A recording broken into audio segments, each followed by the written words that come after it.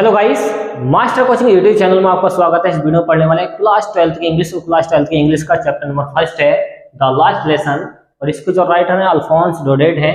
और ये जो चैप्टर है ये फ्लामिंगो टेक्स्ट बुक से लिया गया है, जो प्रोज का पार्ट है। तो देखिए, इस चैप्टर के पढ़ने वाले हैं मोस्ट इंपोर्टेंट शॉर्ट आंसर्स, जो काफी इंपोर्टेंट है एग्जाम के लिए। तो इसका ट्रांसलेशन देखें फ्रेंड्स, इसके ट्रांसलेशन के लिए आपको इंग्लिश टू हिंदी में ट्रांसलेशन के लिए आपके सारे मीनिंग याद होने चाहिए। देखिए, पहला क्वेश्चन क्या है, why was French in great fear when he started for school. Why क्यों फ्रेंच क्यों इन ग्रेट फियर बहुत बड़े डर में था, व्हेन जब ही स्टार्टेड उसने शुरू कर दिया। सब्जेक्ट के बाद में वर्ब की सेकंड फॉर्म है, पास्ट का इंडेफिनिट है ना, उसने शुरू कर दिया था फॉर स्कूल को जाना। तो वो क्यों डर में था जब उसने स्कूल को जाना शुरू कर दिया था। आंसर है इसका व्हेन जब फ्रेंच स्टार्टेड, जब फ्रेंच ने शुरू कर दिया था फॉर स्कूल को जाना। He was in great fear, वह बहुत ज्यादा डर में था। ऑफ स्कॉल्डिंग अच्छा वर्ड है, याद कर लेना क्या होता है, डांटे जाने के। फियर ऑफ स्कॉल्डिंग, वो डांटे जाने के डर में था कि उसके जो टीचर है उसको डांटेंगे। क्यों डांटेंगे, फॉर के लिए, ही हैड नॉट लर्नड। देखिए, हैड पास्ट का परफेक्ट बनाता है और वर्ब की लेता है कौन सी, third form. He had not learn, तो उसने याद नहीं किया था। लर्न की थर्ड फॉर्म लर्न होती है, तो उसने याद नहीं किया था हिज लेसन, अपना पार्ट ऑन पार्टिसिपल्स पर उसने अपना लेसन याद नहीं करा था। इस वजह से उसको बहुत ज्यादा डर था कि उसको डांटेंगे, स्कॉल्डिंग करेंगे उसके टीचर। नेक्स्ट वाला क्वेश्चन है, वो tempted friends to run away and spend the day out of doors. वो टेम्प्टेड फ्रेंच को किसने ललचाया, टू रन अवे बाहर जाने के लिए, एंड स्पेंड और बिताने के लिए, द डे अपने दिन को बिताने के लिए बाहर, आउट ऑफ डोर्स घर से बाहर। तो वो क्या चीज थी जो उसको ललचा रही थी कि बाहर जाए वो और अपना दिन व्यतीत करे और दिन गुजारे। आंसर है इट वॉज सो वार्म, यह बहुत ज्यादा गर्म था, एंड ब्राइट और सुहावना था, चमकीला दिन था उस दिन। द बर्ड्स, जो पक्षी थे वहां के, वर्ड चर्पिंग चहचहा रहे थे उस दिन, जिस दिन वो बाहर को निकला था। एट द एज, के किनारे, ऑफ द वुड्स, झुरमुट के किनारे। वुड्स यहाँ पर झुरमुट के लिए आया है, मतलब एक किनारा होता है वहां पर जो पक्षी थे वो चहचहा रहे थे, मतलब बोल रहे थे। आगे है, इन द ओपन फील्ड, एक खुले खेत में द प्रूशियन सोल्जर, जो प्रूशियन सोल्जर्स थे, जो सैनिक थे, वर ड्रिलिंग का मतलब होता है गड्ढा करना, वो गड्ढा कर रहे थे। दीज, ये थिंग्स, इन चीजों ने, were all much more tempted, बहुत ज्यादा उसको ललायित कर दिया, ये ललचा दिया, देन की अपेक्षा, द रूल ऑफ पार्टिसिपल्स के रूल्स की अपेक्षा। तो ये पार्टिसिपल्स के रूल्स की अपेक्षा मतलब रूल्स को याद नहीं कर रहा था, ये घूमने चला गया। एट स्कूल के जो पार्टिसिपल्स थे उसने उस पर तो काम नहीं किया, बट वो कहाँ चला गया, घूमने के लिए चला गया था। और उसने ये सारी चीजें देखी कि जो सैनिक थे वो गड्ढा कर रहे थे, पक्षी चहचहा रहे थे किनारे वहां पर, और दिन अच्छा सुहावना था। तो ये सारी चीजें देख के उसका दिन क्या है, बीत गया बाहर जाकर। क्वेश्चन नंबर थर्ड है, उसको देखें। What does M Hamel say about the French language. What does M Hamel, देखिए जहां पर डज आ जाता है वो बनता है प्रेजेंट का इंडेफिनिट सेंटेंस।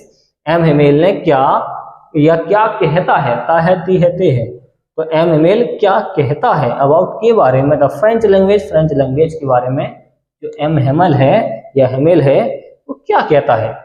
आंसर है M Hamel says, M Hamel कहता है, डेट फ्रेंच, जो फ्रेंच लैंग्वेज है, is the most beautiful language, सबसे ज्यादा खूबसूरत भाषा है, इन द वर्ल्ड, संसार की, इस दुनिया की सबसे खूबसूरत भाषा है। इट इज द क्लियरेस्ट, यह साफ भाषा है, सबसे ज्यादा साफ सुथरी भाषा है। Okay, and the most logical, और बहुत ज्यादा तार्किक भाषा है, मतलब लॉजिक के ऊपर चलती है जो भाषा है। कौन, फ्रेंच, ऐसा कौन कह रहे हैं, एम हेमेल।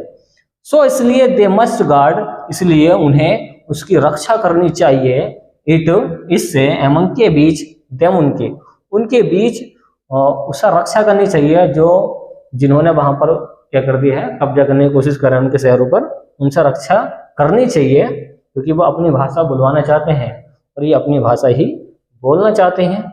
इस वजह से कह रहे हैं कि उन्हें अपनी भाषा की रक्षा करनी चाहिए। एंड नेवर फॉरगेट इट, और इसे कभी भूलना नहीं चाहिए, जो उनकी फ्रेंच भाषा है उसे कभी भूलना नहीं चाहिए। नेक्स्ट वाला क्वेश्चन है, और देखिए सारे के सारे इंपॉर्टेंट क्वेश्चन हैं, आप जरूर इसको तैयार करना एग्जाम के लिए। क्वेश्चन नंबर 4 है, उसको देखें ध्यान से। Why did French praise the courage of M Hamel. देखिए व्हाई डिड फ्रेंच, जहां पर डिड आ जाए वो कौन सा सेंटेंस है, पास्ट का इंडेफिनिट। तो व्हाई डिड फ्रेंच, फ्रेंच ने क्यों प्रेज तारीफ की, द करेज साहस की, of M Hamel, M Hamel के साहस की उसने, फ्रेंच ने क्यों तारीफ करी थी, जो फ्रेंच था उसने क्यों तारीफ करी है इसके, एम हेमेल के साहस की, कि कितना साहस है उनके अंदर, करेज है। आंसर है M Hamel and his family, M Hamel और उसका जो परिवार था, हैड टू लीव, वो जाने ही वाला था, हैड टू लीव जाने ही वाला था। तो हैड टू का मतलब वाला था यहाँ पर आया है, तो जाने वाला था द कंट्री, अपने देश को, नेक्स्ट डे अगले दिन छोड़ के। जो एम हेमेल और उसकी फैमिली थी वो अगले ही दिन क्या अपने देश को छोड़कर जाने वाले थे, क्योंकि उनको निकाला जा रहा था। इवन यहाँ तक कि देन ही टोट, यहाँ तक कि उन्होंने पढ़ाया सब कुछ, एवरीथिंग सब कुछ विद पेशेंस, धैर्य के साथ। देखिए उन्हें अगले दिन जाना था अपने देश को छोड़कर, फिर भी जिस दिन उन्हें पता चला था फिर भी वो अपने पेशेंस के साथ पढ़ा रहे थे बच्चों को। ये टीचर थे जो एम हेमेल थे। आगे है इट मस्ट हैव ब्रोकन, इससे उन्हें टूट जाना चाहिए था, हिज हार्ट, उनके दिल को, बट उनके अंदर सांस वो नहीं टूटे, टू लीव हिज रेसिडेंट। देखिए अब बता रहे हैं इससे उनका दिल टूट जाना चाहिए था, किससे, कि लीव छोड़कर जाने से, हिज रेसिडेंस, अपने निवास स्थान को, जहां पर वो पैदा हुए थे, जहां पर वो रह रहे थे। गार्डन जो बगीचा था जिसमें बगीचे में खेला करते थे, ये रहते थे, एंड स्कूल, स्कूल में जिसमें पढ़ाया करते थे, इन सबको छोड़कर जाने से उनका दिल टूट जाना चाहिए था, बट वो नहीं टूटते हैं। आगे है वेयर, जहां ही पास्ड, उन्होंने बिताए थे, हिज 40 ईयर्स ऑफ लाइफ, जहां पर उन्होंने अपनी जिंदगी के 40 ईयर्स 40 साल जिंदगी के बिताए थे। तो ऐसी जगह को छोड़कर जाने से उनका दिल टूट जाना चाहिए था, बट वो अपने पेशेंस को बनाए रखते हैं। तो इसके लिए आपको सारे मीनिंग याद होने चाहिए, जैसे फियर होता है डर, स्टार्ट शुरू कर देना, स्कॉल्डिंग होता है डांटे जाना, रन अवे भाग जाना होता है, टेम्प्टेड होता है ललचाना, लर्नड होता है, लर्न की थर्ड फॉर्म लर्न सीखना होता है, चर्पिंग होता है चहचहाना, स्पेंड होता है बिताना, एट दी एज, इसको दी एज पढ़ेंगे तो ठीक रहेगा क्योंकि ये बोबल से पहले इसको दी पढ़ा जाता है, एट दी एज के किनारे। मोर होता अधिक, टेम्प्टेड आपको पता ही है, सोल्जर्स क्या होते हैं, सैनिक होते हैं, ड्रिलिंग होता है गड्ढा करना होता है। और क्या है इसमें, जैसे लॉजिकल तार्किक होता है, मस्ट चाहिए होता है, मस्ट चाहिए होता है, गार्ड रक्षा करना होता है, करेज साहस होता है, फॉरगेट भूलना होता है, एमन के बीच होता है, एवरीथिंग सब कुछ, पेशेंस पढ़ेंगे इसको, धैर्य होता है। ये ब्रोकन होता है टूट जाना, पास्ट होता है बीतना, ओके, हार्ट सब जानते हैं दिल होता है, रेसिडेंस अच्छा वर्ड है, निवास स्थान होता है जहाँ पर निवास करते हैं, पास्ट बितानी होता है। तो अगर ये सारे आपको मीनिंग याद है तो आप उसका ट्रांसलेशन सही तरीके से कर सकते हैं, जो आपके एग्जाम में नंबर इंक्रीज करा सकते हैं। तो देखिए फ्रेंड्स, अगर ये आपको वीडियो पसंद आई, वीडियो को लाइक एंड शेयर, चैनल को सब्सक्राइब कीजिए। थैंक्स फॉर वॉचिंग गाइस, मिलते हैं इसी नेक्स्ट वीडियो में, तो काफ़ी इंपॉर्टेंट होगी एग्जाम के लिए।